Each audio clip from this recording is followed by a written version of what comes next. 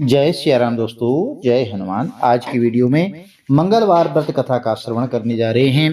प्रिय भक्तजनों, मंगलवार का दिन हनुमान जी को समर्पित होता है और जो भी भक्त सच्चे मन से सच्चे भाव से बालाजी महाराज का स्मरण करते हैं, पूजन करते हैं, उनकी मनोकामनाएं जरूर पूर्ण होते हैं। हनुमान जी इस कलयुग में सबसे जागृत देवता के रूप में जाने जाते हैं और भगवान भोलेनाथ के ही 11वें रुद्र अवतार हैं। चलिए कथा आरंभ करते हैं। एक बार व्यास जी ने कहा कि नैमिषारण्य तीर्थ में 80,000 मुनि एकत्र होकर के पुराणों के ज्ञाता श्री सूत जी से पूछने लगे कि हे महामुनि, आपने हमें अनेक पुराणों की कथाएं सुनाई हैं, अब कृपा करके हमें ऐसा व्रत और कथा बताएं जिसके करने से संतान की प्राप्ति हो, मनुष्य को रोग शोक अग्नि सर्व दुख आदि का भय दूर हो, क्योंकि कलयुग में सभी जीवों की आयु बहुत कम है। फिर इस पर उन्हें रोग चिंता के कष्ट लगे रहेंगे तो फिर वह श्री हरि के चरणों में अपना ध्यान कैसे लगा सकेंगे। तो श्री सूत जी बोले, हे मुनियो, आपने लोक कल्याण के लिए बहुत ही उत्तम बात पूछी है। एक बार युधिष्ठिर ने भगवान श्री कृष्ण से लोक कल्याण के लिए यही प्रश्न किया था। भगवान श्री कृष्ण और युधिष्ठिर का संवाद तुम्हारे सामने कहता हूँ, ध्यान देकर सुनो। एक समय पांडवों की सभा में श्री कृष्ण जी बैठे हुए थे। तब युधिष्ठिर जी ने भगवान श्री कृष्ण से प्रश्न किया कि हे प्रभु नंद नंद गोविंद, आपने मेरे लिए अनेकों कथाएं सुनाई हैं, आज कृपा करके ऐसा व्रत या कथा सुनाएं जिसके करने से मनुष्य को रोग चिंता का भय समाप्त हो और उसको पुत्र की प्राप्ति हो। हे प्रभु, बिना पुत्र के जीवन व्यर्थ है, पुत्र के बिना मनुष्य नरकगामी होता है, पुत्र के बिना मनुष्य पितृ ऋण से छुटकारा नहीं पा सकता और न ही उसका उद्धार हो सकता है। इसलिए हे पुत्रदायक, हे भगवान, व्रत पुत्रदायक बताएं। तो श्री कृष्ण भगवान बोले, हे राजन, मैं एक प्राचीन इतिहास सुनाता हूं, उसे ध्यान पूर्वक सुनो। कुंडलपुर नामक एक नगर था, उसमें नंदा नामक एक ब्राह्मण रहता था। भगवान की कृपा से उसके पास सब कुछ था, फिर भी वह दुखी था। इसकी का कारण था कि ब्राह्मण की स्त्री सुनंदा की कोई संतान नहीं थी। सुनंदा पतिव्रता थी, भक्त पूर्वक श्री हनुमान जी की आराधना किया करती थी। मंगलवार के दिन व्रत करके अंत में भोजन बनाकर हनुमान जी को भोग लगा करके स्वयं भोजन करती थी। तो एक बार मंगलवार के दिन ब्राह्मणी गृह कार्य घर की अधिकता के कारण हनुमान जी को भोग न लगा सकी। तो इस पर उसे बहुत दुख हुआ और उसने कुछ भी नहीं खाया और अपने मन में प्रण किया कि अब तो मैं अगले मंगलवार को ही हनुमान जी का भोग लगा करके अन्न जल ग्रहण करूंगी। अब ब्राह्मणी सुनंदा प्रतिदिन भोजन बनाती, श्रद्धा पूर्वक पति को खिलाती, परंतु स्वयं भोजन नहीं करती और मन ही मन श्री हनुमान जी की आराधना करती थी। इसी प्रकार 6 दिन गुजर गए और ब्राह्मणी सुनंदा अपने निश्चय के अनुसार भूखी प्यासी निराहार रही और अगले मंगलवार को ब्राह्मणी सुनंदा प्रातःकाल ही बेहोश होकर गिर पड़ी। ब्राह्मणी सुनंदा की इस असीम भक्ति के प्रभाव से श्री हनुमान जी बहुत प्रसन्न हुए और प्रकट होकर के बोले, सुनंदा, मैं तेरी भक्ति से बहुत प्रसन्न हूं, तू उठ और वर मांग। सुनंदा अपने आराध्य देव श्री हनुमान जी को देख करके आनंद की अधिकता से विवल होकर के श्री हनुमान जी के चरणों में गिरकर बोली, हे प्रभु, मेरी कोई संतान नहीं है, कृपा करके मुझे संतान प्राप्ति का आशीर्वाद दें और आपकी अति कृपा होगी। तो श्री महावीर जी बोले, तेरी इच्छा पूर्ण होगी, तेरी एक कन्या पैदा होगी, उसके अष्टांग प्रतिदिन सोना दिया करेंगे। और इस प्रकार कहकर श्री महावीर जी अंतर ध्यान हो गई। ब्राह्मणी सुनंदा बहुत हर्षित हुई और सभी समाचार अपने पति से कहा। तो ब्राह्मण देव कन्या का वरदान सुनकर कुछ दुखी हुए, परंतु सोना मिलने की बात सुनी तो बहुत प्रसन्न हुए। विचार किया कि ऐसी कन्या के साथ मेरी निर्धनता भी समाप्त हो जाएगी। तो श्री हनुमान जी की कृपा से ब्राह्मणी गर्भवती हुई और 10वें महीने में उसे सुंदर पुत्री प्राप्त हुई। यह बच्ची अपने पिता के घर में ठीक उसी तरह बढ़ने लगी जिस प्रकार शुक्ल पक्ष का चंद्रमा बढ़ता है। 10वें दिन ब्राह्मण ने बालिका का नामकरण संस्कार कराया। उसके कुल पुरोहित ने उस बालिका का नाम रत्नावली रखा, क्योंकि यह कन्या सोना प्रदान किया करती थी। इस कन्या ने पूर्व जन्म में बड़े ही विधान से मंगल देव का व्रत किया था। तो रत्नावली का अष्टांग बहुत ही सोना देता था। उस सोने से नंदा ब्राह्मण बहुत ही धनवान हो गए। अब ब्राह्मणी भी बहुत अभिमान करने लगी ही। समय बीतता रहा।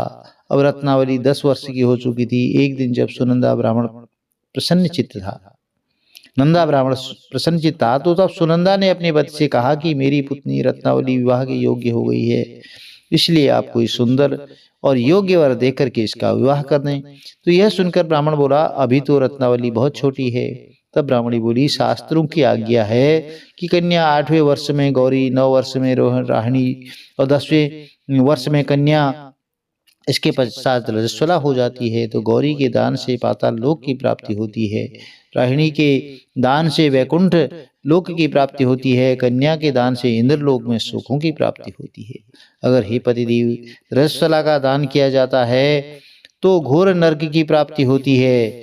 इस पर ब्राह्मण बोला, अभी तो रत्नावली मात्र 10 ही वर्ष की है और मैंने 16-16 साल की कन्याओं के विवाह कराए हैं, अभी जल्दी क्या है।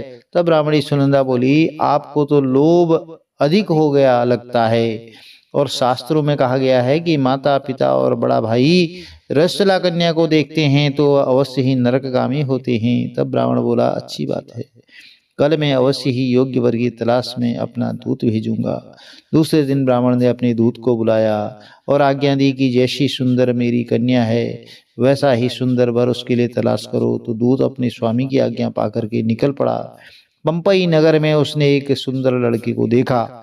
यह बालक एक ब्राह्मण परिवार का बहुत गुणवान पुत्र था, इसका नाम सोमेश्वर था। दूत ने सुंदर और गुणवान ब्राह्मण पुत्र के बारे में अपने स्वामी को पूर्ण विवरण दिया। तो ब्राह्मण नंदा को भी सोमेश्वर अच्छा लगा और फिर शुभ मुहूर्त में विधि पूर्वक कन्यादान करके ब्राह्मण और ब्राह्मणी संतुष्ट हुए। परंतु ब्राह्मण के मन तो लोभ समाया हुआ था। उसने कन्यादान तो कर दिया था पर वह बहुत खिन्न भी था। उसने विचार किया कि रत्नावली तो अब चली जाएगी और मुझे इससे जो सोना मिलता था वह अब मिलेगा नहीं। मेरे पास जो धन था कुछ तो इसके विवाह में खर्च हो गया और जो कुछ शेष बचा है वह भी कुछ दिनों पश्चात समाप्त हो जाएगा। तो मैंने तो इसका विवाह करके बहुत बड़ी भूल कर दी है। अब कोई ऐसा उपाय हो कि रत्नावली मेरे घर में ही बनी रही, अपनी ससुराल ना जाए। लोभ रूपी राक्षस ब्राह्मण के मस्तिष्क पर छाया जा रहा था। रात भर अपनी शैया पर बेचैनी से करवटें बदलते बदलते उसने एक बहुत ही क्रूर निर्णय लिया। उसने विचार किया कि जब रत्नावली को लेकर उसका पति सोमेश्वर अपने घर के लिए निकल जाएगा तो मार्ग में छिप करके वह सोमेश्वर का वध कर देगा और अपनी लड़की को अपने घर ले आएगा, जिससे नियमित रूप से उसे सोना भी मिलता रहेगा और समाज का कोई मनुष्य उसे दोष भी नहीं दे पाएगा। अब प्रातः काल हुई तो नंदा और सुनंदा ने अपने जमाई और लड़की को बहुत सारा धन देकर के विदा किया। सोमेश्वर अपनी पत्नी रत्नावली को लेकर ससुराल से अपने घर की तरफ चल दिया। ब्राह्मण नंदा महालोभ के वशीभूत होकर के अपनी मति खो चुका था। पाप पुण्य को उसे कुछ विचार न आ रहा था। उसने भयानक व क्रूर निर्णय को कार्य रूप देने के लिए अपने दूत को मार्ग में अपने जमाई का वध करने के लिए भेज दिया था, ताकि रत्नावली से प्राप्त होने वाला सोना उसे हमेशा मिलता रहे और वो कभी निर्धन ना हो। तो ब्राह्मण के दूत ने अपने स्वामी की आज्ञा का पालन करते हुए उसके जमाई सोमेश्वर का मार्ग में ही वध कर दिया। अब ऐसा समाचार प्राप्त करके ब्राह्मण नंदा मार्ग में पहुंचा और रुदन करती अपनी पुत्री रत्नावली से बोला, हे पुत्री, मार्ग में लुटेरों ने तेरे पति का वध कर दिया है। भगवान की इच्छा के आगे किसी का कोई वश नहीं चलता है। अब तू घर चल, वहां पर ही रहकर शेष जीवन व्यतीत करना, जो भाग्य में लिखा है वही होगा। अपने पति की अकाल मृत्यु से रत्नावली बहुत दुखी हुई। करुण क्रंदन और रुदन करते हुए अपने पिता से बोली, हे पिताजी, इस संसार में जिस स्त्री का पति नहीं है उसका जीना व्यर्थ है। मैं अपने पति के साथ ही अपने शरीर को जला दूंगी और सती होकर के अपने इस जन्म को, माता पिता के नाम को तथा सास ससुर के यश को सार्थक करूंगी। तो ब्राह्मण नंदा अपनी पुत्री रत्नावली के वचनों को सुनकर बहुत दुखी हुआ और विचार करने लगा कि मैंने व्यर्थ ही जमाई का वध का पाप अपने सिर ले लिया। तो रत्नावली तो उसके पीछे अपने प्राण तक देने को तैयार है, तो मेरा तो दोनों तरफ से मरण हो गया। धन तो अब मिलेगा नहीं, जमाई वध के पाप के फलस्वरूप यम यातना भी भुगतनी पड़ेगी। यह सोचकर वह बहुत खिन्न हुआ।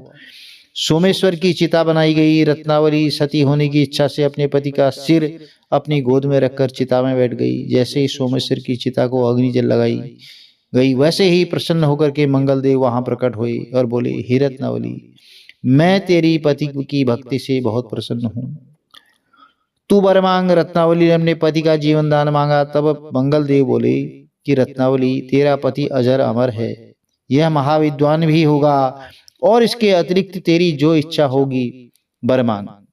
तो तब रत्नावली बोली, हे ग्रहों के स्वामी, यदि आप मुझ पर प्रसन्न हो तो मुझे यह वरदान दीजिए कि जो भी मनुष्य मंगलवार के दिन प्रातः काल लाल पुष्प लाल चंदन से पूजा करके आपका स्मरण करे, उसको रोग व्याधि ना हो, स्वजनों का कभी वियोग ना हो, सर्प अग्नि और शत्रुओं का भय न रहे। जो स्त्री मंगलवार का व्रत करे वह कभी विधवा ना हो। मंगल देव तथास्तु कह करके अंतर ध्यान हुए। सोमेश्वर मंगल देव की कृपा से जीवित हो उठा और रत्नावली अपने पति को पुनः प्राप्त करके बहुत प्रसन्न हुई और मंगल देव का व्रत करके प्रत्येक मंगलवार को वह व्रत करके व्रतराज और मंगल देव की कृपा से इस लोक में सुख ऐश्वर्य को भोगते हुए अंत में अपने पति के साथ स्वर्ग लोक को चली गई। प्रिय भक्तजनों, कथाएं बहुत सारी प्रचलित हैं। यदि कथा अच्छी लगी तो आप चैनल को लाइक शेयर सब्सक्राइब जरूर करें। साथ में बेल आइकन अवश्य प्रेस कर दें, जिससे आने वाली वीडियोज की नोटिफिकेशन आपको ठीक समय पर मिल सके। जय श्री राम।